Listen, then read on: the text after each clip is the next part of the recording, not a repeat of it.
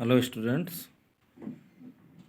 सभी लोग आज हम जो परिसंचरण वाला पाठ आपका चल रहा था उसी में आगे लसीका के बारे में पढ़ेंगे।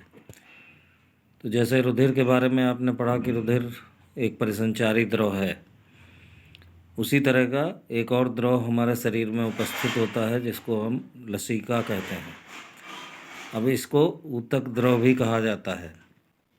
अब ये लसीका होता क्या है, इसके लिए आप देख रहे हैं आपकी किताब में जानकारी दी गई है कि जब रुधिर ऊतक की केशिकाओं से गुजरता है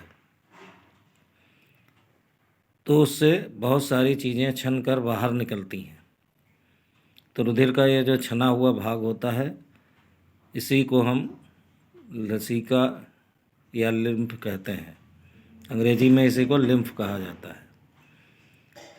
तो ये जो छना हुआ भाग बाहर आता है,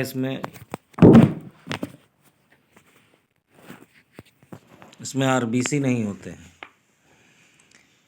आरबीसी के ना होने की वजह से ये रंगहीन होता है।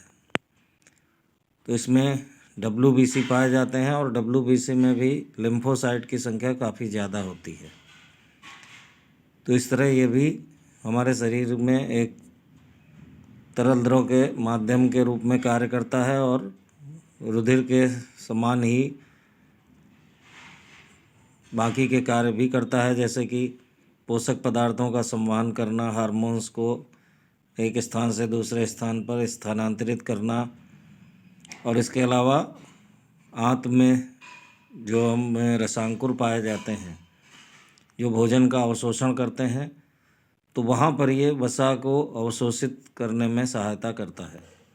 यानी वसा का अवशोषण लसीका के द्वारा ही किया जाता है। तो वसा का जब पाचन होता है तो आपने पढ़ा है कि वसा से पाचन होने पर दो अणु बनते हैं, एक कहलाता है वसीय अम्ल और दूसरा होता है ग्लिसरॉल।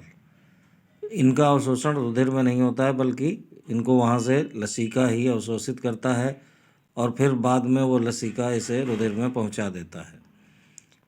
तो इस तरह रुधिर और कोशिकाओं के बीच इस पोषक पदार्थों और गैसों का आदान प्रदान करने में भी इसकी मुख्य भूमिका पाई जाती है। और ये लसीका हमारे शरीर में फैल करके अपना एक व्यवस्थित तंत्र बनाता है जिसकी सहायता से ये अपना परिसंचरण करेगा। तो उसे हम लसीका तंत्र के नाम से जानते हैं। तो आज इस लसीका के बारे में जो जानकारी है इसका आप नोट्स तैयार कर लेंगे और इसको पढ़कर ठीक से दोहरा लेंगे। Thank you.